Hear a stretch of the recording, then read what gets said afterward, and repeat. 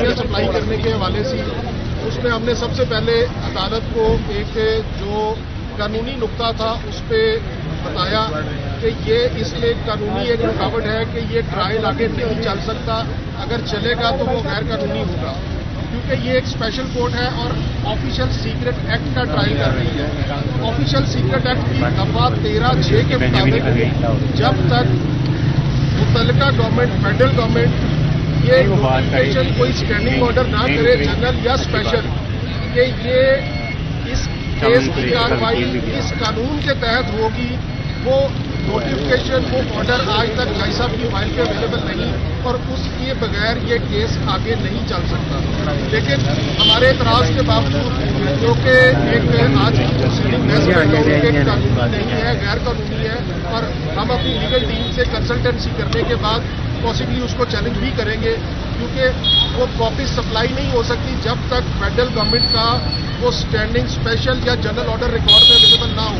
اور ایڈمیٹڈلی یہ عدالت نے جج صاحب نے ایڈمٹ کیا کہ ایسا کوئی آرڈر ریکارڈ پہ موجود نہیں ہے۔ سیکنڈ، جو ہمیں آج کاپیز بھی سپلائی کی گئی وہ بھی نامکمل کی گئی، نہ تو انکوائری کا ریکارڈ ہمیں سپلائی کیا گیا اور نہ ہی انکوائری کے دوران جو بیانات ریکارڈ ہوئے گواہان کے اور باقی لوگوں کے وہ بھی ہمیں سپلائی نہیں کیے۔ اس کے علاوہ قانون کی منشا یہ ہے کہ ہر ڈاکیومنٹ سپلائی کیا جائے۔ Order of the Islamabad High Court, which has not been complied, and all media outlets are not treated as part. Few people went, few people were kept outside. So یہ پہلا اعتراض تھا، اور دوسرا جو اعتراض تھا ہمارا وہ یہ تھا کہ ایکسیپشن آف جورسڈکشن کے اوپر ہے۔ کورٹ نوٹیفائی ہونا ایک بات ہے، جب اسلام آباد ہائی کورٹ نے ایک دفعہ کہہ دیا کہ ساری پچھلی کارروائی نل اینڈ وائڈ کی جاتی ہے، تو پھر آپ کو نئے سرے ایک تیسرے چوتھے درجے کا آفیسر ایک فارن کنٹری کا US کا یہ کہتا ہے کہ وہاں پہ رجیم چینج کرو، رجیم ہو گئی چینج۔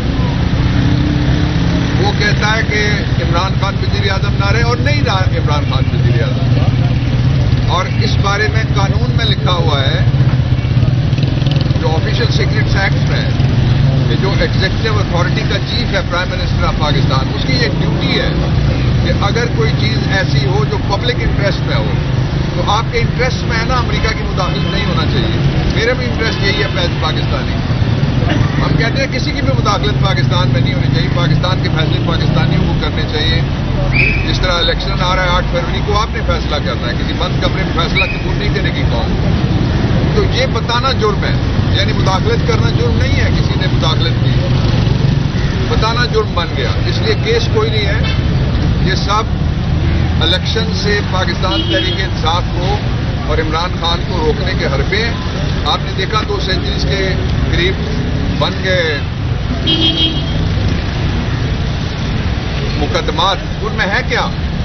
ان مقدمات کو بنانے کے بعد بھی عمران خان کے مالی کی ضرورت ہے، عمران خان کے گارڈ کی ضرورت ہے، عمران خان کے باورچی کی ضرورت ہے، عمران خان کے چوکیدار کی ضرورت ہے، جو گواہیاں دیں۔ اور بھی مجھے پتہ لگا ہے کہ کچھ لوگوں کو تیار کیا جا رہا ہے جو آ کے اسی طرح کی سٹوریاں بیان کریں۔ میں ان کو جو آنے والے ہیں اور جو نہیں آنے والے سب کو میں ملا کے کہتا ہوں، ان سب کو کہ پاکستان کے لوگ یہاں سے آگے گزر گئے۔ میں نے آج عمران خان صاحب سے بھی جب سیاسی گفتگو کا ایک پورشن تھا میرا ان کا، اس میں میں نے ان کو پارٹی کے بارے میں بتایا، اور میں نے کہا کہ مجھے یہ لگتا ہے پہلی دفعہ کہ ہم سارے پیچھے رہ گئے، قوم آگے نکل گئی۔ جب قوم کو یہ کہا جائے گا ساڑھی کل ہو گئی ہے تو قوم ووٹ کی، اپنے ووٹ کی بے توقیری اور توہین سمجھتی ہے اس کو، اس لیے کہ کسی گل پہ کسی کو اقتدار پاکستان میں منتقل کرنے کی کوئی پروویژن آئین کے اندر موجود نہیں ہے۔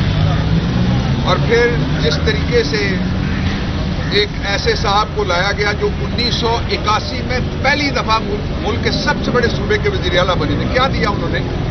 85 میں وہ بنے تھے پہلے فائنانس منسٹر، 81 میں، 85 میں وہ بن گئے وزیر اعلیٰ، 88 میں وہ وزیر اعظم بن گئے، اور صرف 3.5 سال عمران خان کا وقفہ چھوڑ کے وہ پھر وہ وزیر اعظم، پھر ان کے بھائی وزیر اعظم بنتے ہیں، ان کا بھتیجا اور دوسرے وزیر اعظم کا بیٹا وہ پنجاب کا وزیر اعلیٰ ہوتا ہے۔ وہ وزیر اعلیٰ ایک دفعہ نہیں 3 دفعہ ہو گئے، تو وہ کون سا نسخہ کیمیا اس دفعہ ملا ہے مے فیئر کے اندر سے جس کو وہ لے کے آئے ہیں اور پہلے نہیں تھا، اور انہوں نے 18 مہینے شہباز شریف کو بھی نہیں دیا کہ ملک اس طرح سے ٹھیک کر دو، یہ نسخہ ہے۔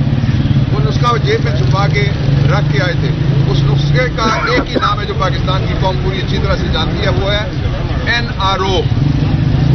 اور انہوں نے کہا نا کہ جی بڑی قدرت مہربان ہے، قدرت مہربان نہیں، NRO مہربان ہے آپ پہ۔ قدرت جس پہ مہربان ہو وہ پبلک میں جا سکتا ہے، اس کی عزت ہوتی ہے باہر۔ قدرت کی مہربانی کا سب سے جو بنیادی نقطہ ہے وہ یہ ہے کہ آبرو ہو۔ آپ نے تو خود کو تماشا بنا دیا، کل پھر ایک انٹرنیشنل ریٹنگ چھپی ہے کرپشن میں، پاکستان کو نواز شریف کے نام سے پہلے نمبر پہ لکھا ہوا ہے، وہ میڈیا پہ آپ دیکھتے ہیں اس کو۔ اس لیے یہ ساری کوشش اپنی جگہ، لیکن قوم پوری طرح سے الیکشن کے لیے تیار ہے۔ پاکستان تحریک انصاف ہر سیٹ پہ الیکشن لڑے گی، اور پاکستان تحریک انصاف کے امیدوار ساری جگہ پہ کھڑے ہوں گے۔ ہم سے زیادہ کسی کی بھی تیاری نہیں ہے الیکشن کی، ہماری پوری طرح سے تیاری ہے، اور ہم سے زیادہ پاکستان کے ووٹر کی تیاری ہے۔ پہلے صرف PTI کا ووٹر تھا، اب پاکستان کا ووٹر ہے۔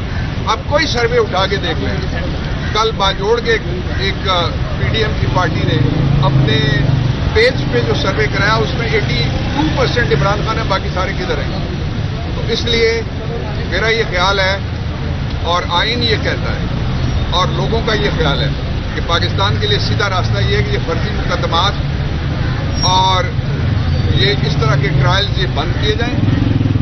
آگے دیکھنے کے لیے فوری طور پہ fair, free and transparent election ہو، فورن میڈیا اور پورا پاکستانی میڈیا کو دیکھنے کی اجازت ہو، بلاگرز کو اجازت ہو، اس لیے 67% میڈیا تو ادھر ہے جو آلٹرنیٹ میڈیا ہے، اس کو اجازت ہو، اور اس کے ساتھ ہی انٹرنیشنل آبزرورز ان کو بھی یہ ٹرائل دیکھنے کی، اس لیے کہ اس کی ڈائمینشن ہے انٹرنیشنل۔ اس میں امریکہ آج عمران خان نے اندر کہا بھی ہے کہ امریکن ایمبیسی کا نمائندہ اس کو بھی عدالت میں بلایا جائے، اور ایک سابق جرنیل کا بھی انہوں نے نام لیا ہے۔ جو اصل ایشو ہے وہ یہ ہے کہ اس ایکسرسائز میں سے جو پچھڑ کی ہے 1967 میں ہم نے شروع کیا تھا، جو مشرقی پاکستان کے اندر اس طرح کا اگرتلا سازش کی، تو اس کا نتیجہ کیا نکلا جا کے؟ اچھا انجام تب ہوگا جب لوگوں کو اپنی مرضی سے لوگ منتخب کرنے کی اجازت دی جائے گی۔ نان ایکسیس